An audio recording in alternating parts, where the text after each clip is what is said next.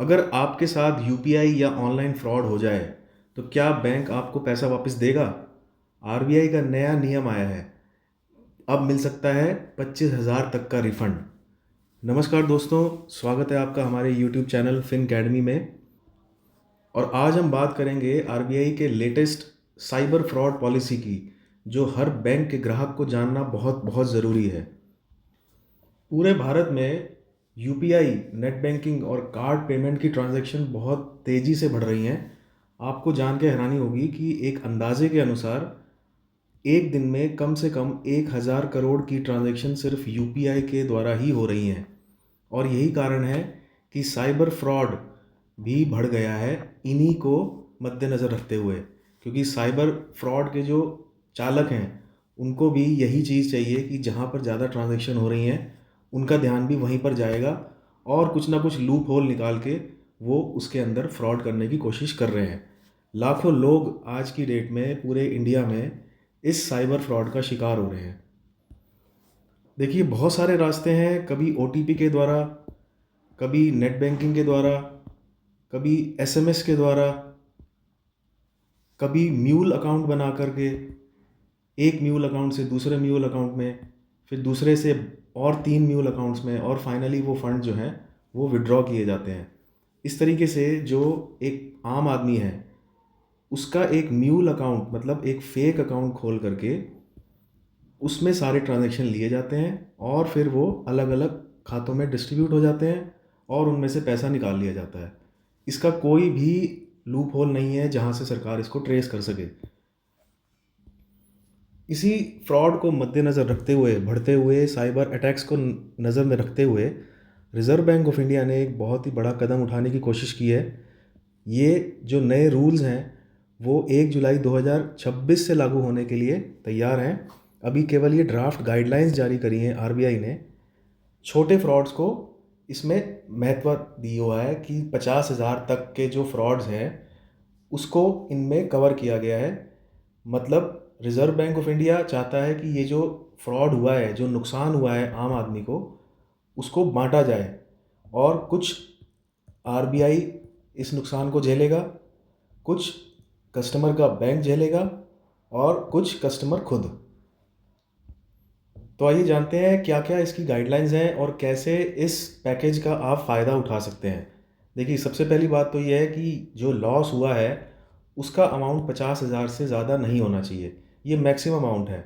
अगर 60,000 का नुकसान हुआ है आपका ऑनलाइन, तो वो इसमें कवर नहीं होगा। 50,000 मैक्सिमम। इसमें मैक्सिमम जो कवरेज प्रोवाइड कर रहा है रिज़र्व बैंक ऑफ इंडिया, वो है 85% नेट लॉस का। अगर बैंक की नेग्लिजेंस की वजह से आपको कोई नुकसान होता है, कस्टमर को कोई नुकसान होता है जिसका कारण बैंक है, तो आपको पूरा रिफंड मिलेगा। उसमें कोई भी कॉम्पनसेशन कस्टमर के ऊपर नहीं डाला जाएगा। देखिए, इस कॉम्पनसेशन को लेने के लिए आपको कुछ बातें ध्यान रखनी होंगी। जैसे कि ये कॉम्पनसेशन जैसे बताया 85% है या 25,000 जो कम हो, यानी कि आपका लॉस कितना भी हो, कैलकुलेशन करने के बाद 25,000 से ऊपर आपको रिफ़ंड नहीं मिल सकता। मैक्सिमम रिफ़ंड 25,000 रुपये है इसके अंदर, और ये पूरी लाइफ में एक बार ही मिल सकता है आपको। ऐसा नहीं है कि आपके साथ आज एक फ्रॉड हुआ, आपने उसमें 25,000 ले लिए, 3 महीने बाद आपके साथ फिर एक कोई फ्रॉड हुआ, वो भी 50,000 के नीचे था, तो आपको इसके बाद नहीं मिलेगा। लाइफ टाइम में एक बार ही मिलेगा आपको ये कॉम्पनसेशन।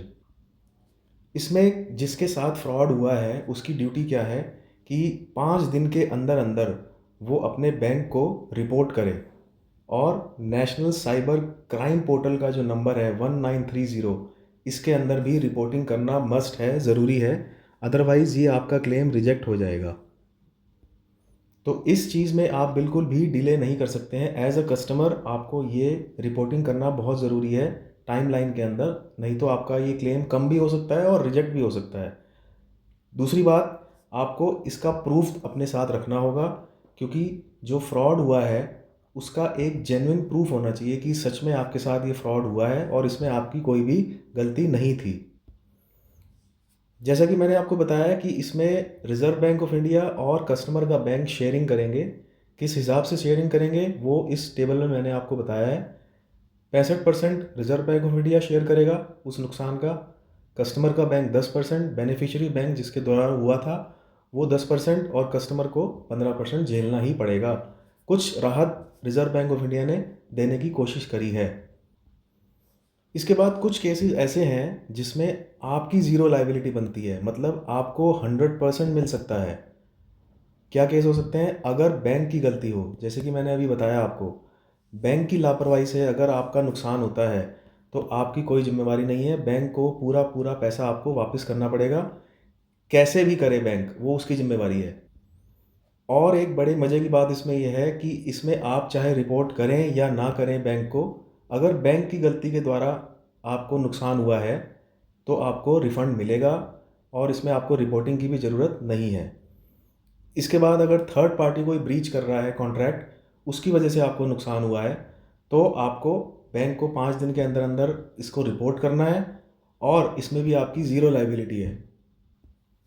देखिए, एज अ कस्टमर चाहे आपके साथ फ्रॉड हो रहा है या नहीं हो रहा है, आपको कुछ बातों का ध्यान रखना बहुत ज़रूरी है, जिसमें कि एक है कि आपके पास रेगुलर एसएमएस आ रहे हैं या नहीं, रेगुलर ईमेल आ रहे हैं या नहीं। अगर आप कोई ट्रांजैक्शन करते हैं online banking, UPI, net banking, तो आपके पास एसएमएस और ईमेल आना चाहिए। अगर नहीं आ रहा है तो आप अपने बैंक से कांटेक्ट ज़रूर करें।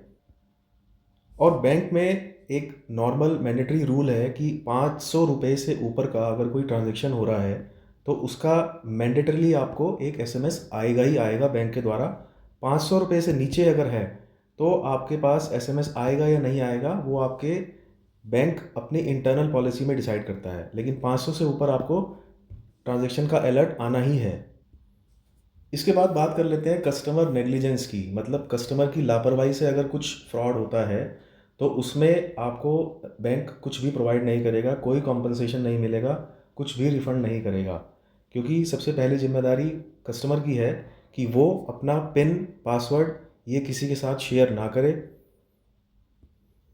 अगर आपने डिले कर दिया, देर कर दी बैंक को रिपोर्ट करने में, तो भी आपकी लापरवाही मानी जाएगी और बैंक पीछे हट सकता है अपनी रिफ़ंड पॉलिसी से।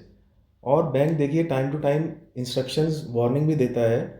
अगर कोई आप ट्रांजैक्शन करने जा रहे हैं, अगर उसने आपको वार्निंग दिया और आपने इग्नोर कर दिया तो भी आपकी लापरवाही मानी जाएगी। दूसरा, एक छोटा सा एग्जांपल है कि हम लोग पिन नंबर एटीएम का, एटीएम के बैक साइड में नोट करने की आदत रखते हैं। अगर ऐसा भी कुछ हुआ है तो भी ये कस्टमर की ही लापरवाही मानी जाएगी और इसमें बैंक कुछ भी रिफ़ंड नहीं करेगा। ऐप स्टोर पर आईफोन में बहुत सारे ऐसे ऐप्स हैं जो आपका डाटा स्टील कर सकते हैं, चोरी कर सकते हैं। और अगर इनमें से कोई ऐप आपने डाउनलोड किया हुआ है और उस ऐप की वजह से आपको नुकसान उठाना पड़ा है तो भी बैंक आपको नहीं कॉम्पनसेट करेगा। ये एक रेफरेंस चार्ट है, इसका आप स्क्रीनशॉट ले सकते हैं। इसमें A to Z सारी बातें हैं जो अब तक की अमेंडमेंट करी है रिज़र्व बैंक ऑफ इंडिया ने और जो 1 जुलाई से लागू हो सकती है, जिसमें कि बैंक का नेग्लिजेंस है तो आपकी कोई जिम्मेवारी नहीं है, पूरा पैसा मिलेगा और रिपोर्टिंग रिक्वायरमेंट भी नहीं है, कोई रिपोर्ट करने की ज़रूरत नहीं है। थर्ड पार्टी का है तो भी आपकी कोई जिम्मेवारी नहीं है, लेकिन आपको बैंक को रिपोर्ट करना है। 50,000 तक का अगर कोई आपका फ्रॉड हुआ है तो उसमें आपकी मैक्सिमम लायबिलिटी 15% है और 25,000 है, जो भी आपको हमने अभी डिटेल में बताया। और आखिर में कस्टमर की लापरवाही से अगर कुछ फ्रॉड हुआ है, ओटीपी शेयर करने से या वार्निंग इग्नोर करने से, तो आपकी फुल लायबिलिटी, आपको बैंक कुछ भी नहीं प्रोवाइड करेगा, कोई कॉम्पनसेशन नहीं मिलेगा। तो ओवरऑल मेरी यही सलाह रहेगी कि आपके साथ जैसे ही कोई फ्रॉड होता है तो आप उसको अपने बैंक को इमीडिएटली रिपोर्ट करें। साथ ही साथ national cyber crime reporting portal पर जाएं, उसमें भी रिपोर्ट करें या 193 पर कॉल करके भी आप अपना शिकायत दर्ज कर सकते हैं। उम्मीद है ये आपको जो चेंजेस हुए हैं उसका एक आइडिया मिल गया होगा, जो लागू होंगे 1 जुलाई 2026 से। डिटेल्ड गाइडलाइन मैं डिस्क्रिप्शन बॉक्स में ऐड कर दूंगा, उसको आप ध्यान से पढ़ लें। आई होप ये इन्फॉर्मेटिव वीडियो आपको अच्छा लगा होगा। Please subscribe and share.